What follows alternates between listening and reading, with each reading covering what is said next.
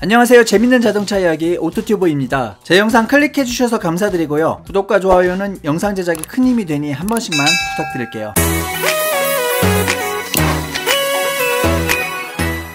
7월 4일 토요일, 산타페 페이스리프트 실물을 보고 싶어 가족들과 함께 현대 고양모터 스튜디오에 다녀왔습니다. 저는 이곳에 처음 가봤는데요. 현대 자동차들이 전부 전시되어 있었고 타볼 수도 있어서 가족들과 함께 한 번쯤은 들러볼 만한 곳이더라고요. 레저를 즐기는 분들에게 큰 관심을 얻고 있는 포터 기반 캠핑카 포레스트도 전시되어 있었고 제네시스 G80이나 GB80도 전시되어 있었습니다만 역시 제 눈길을 사로잡은 차량은 산타페 페이스리프트였습니다. 신차라 그런지 꽤 많은 차가 전시되어 있었는데요. 한 6대쯤 실물로 보니까 예상보다 그렇게 못생겼다는 생각은 들지 않았고요. 일반적인 디자인은 아니다 보니까 눈길을 사로잡는 그런 느낌은 있었습니다. 하지만 좀 차가 작아 보였는데요. 중형 SUV 정도 되면 좀 묵직한 기운이 있어야 한다고 생각하는데 생김새로 인해서 조금 가벼워 보이더라고요. 출시되면서 나온 기사들을 보면 라디에이터 그릴과 헤드램프가 유기적으로 연결된 디자인을 가지고 있어 좀 넓어 보인다는 내용들이 있었는데 글쎄요, 제가 보기에는 샤프한 데일라이트 때문인지는 모르겠지만 차가 좀 작아 보였습니다. 파격을 입혀놓으니 약간 젊어 보이는 효과는 있는 것 같은데요. 20대가 타더라도 이질감이 그렇게 심할 것 같지는 않았습니다. 평소에는 T자형 데일라이트가 다 켜져 있다가 깜빡이를 켜면 상단만 노란 불빛이 점등되는 구조고요.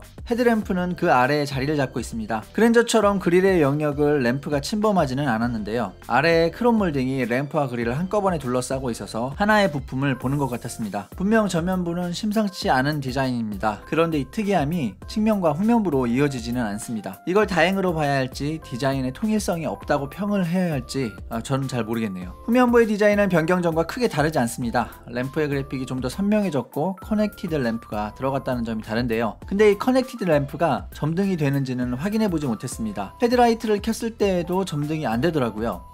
점등이 되는 건데 전시가 되어 있어서 제어를 하고 있는 건지 아니면 원래 안 틀어지는 건지 잘 모르겠습니다. 여러 시승기를 봤습니다만 밤에 찍은 곳은 제가 찾지를 못했어요. 혹시 아시는 분 계시다면 댓글로 좀 알려주시기 바랍니다. 실내는 전면부에서 느꼈던 파격은 전혀 없었습니다. 보는 이에 따라서는 좀 올드해 보인다는 말씀을 하실 수도 있겠는데요. 하긴 콘솔의 구성이 한 단계 윗급이라고 할 수 있는 팰리세이드에서 가져왔는데 팰리세이드가 젊은 차는 아니니까 그럴 수 있겠습니다. 수많은 버튼들이 빼곡하게 자리를 잡고 있어서 좀 복잡해 보였는데 실제로 사용해보면 상당히 편리하다는 평이 많습니다. 개인적으로는 휴대폰 무선 충전 기능이 참 마음에 들었습니다. 셔터식의 콘솔 박스 뚜껑이 있는데 이거 잘 안 쓸 것 같습니다. 왜냐하면 콘솔 박스 안쪽으로 USB 포트 등이 위치하고 있거든요. 풀 디지털 클러스터가 들어갔는데 드라이브 모드가 바뀔 때마다 화려한 효과를 통해 그래픽이 변한다는 점은 괜찮아 보였습니다. 다만 클러스터와 AVM 모니터의 디자인이 트렌드를 따라가지 않고 있는데요.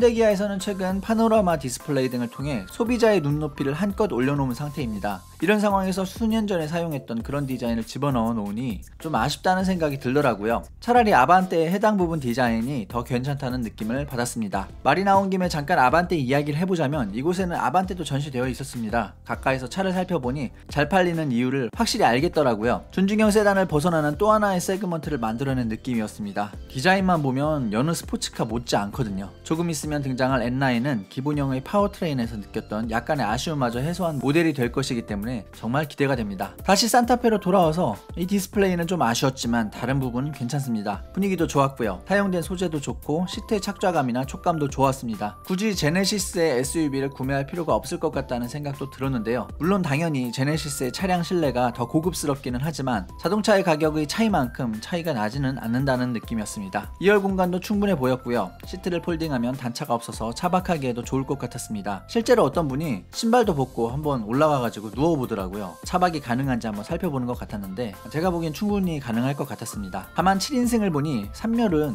사람이 아니라 강아지 정도가 타야 할 것 같더라고요. 이건 5살짜리 아이를 태우는 것도 힘들 것 같았습니다. 아이를 태우면 그건 아동학대가 될 듯 합니다. 여담을 하나 말씀드리자면 스튜디오에서는 C19 때문에 각 자동차마다 컵홀더에 손소독제를 넣어놨거든요. 근데 어떤 차를 보니 콘솔박스 안쪽에 손소독제가 잔뜩 묻어 있더라고요. 다행히 USB 포트나 옥스 단자 쪽이 오염되지는 나오지는 않았는데 하여간 이거 누가 그랬나, 도대체 왜 이런 장난을 치지? 뭐 이런 생각을 했거든요. 근데 제가 찍은 영상이 범인이 찍혀 있었습니다. 뭐 실제 피해는 없었고 아이들이니까 이해를 해줘야죠. 귀엽네요. 제가 살펴본 것들은 여기까지고요. 사람이 많아서 좀 더 자세히 차를 볼 수는 없었습니다. 혹시나 기회가 된다면 시승을 통해 좀 더 자세한 것들을 살펴보도록 하겠습니다. 이상 영상 마치겠습니다. 시간 되신다면 위에 추천 영상도 한 번씩 감상 부탁드릴게요. 시청 감사합니다.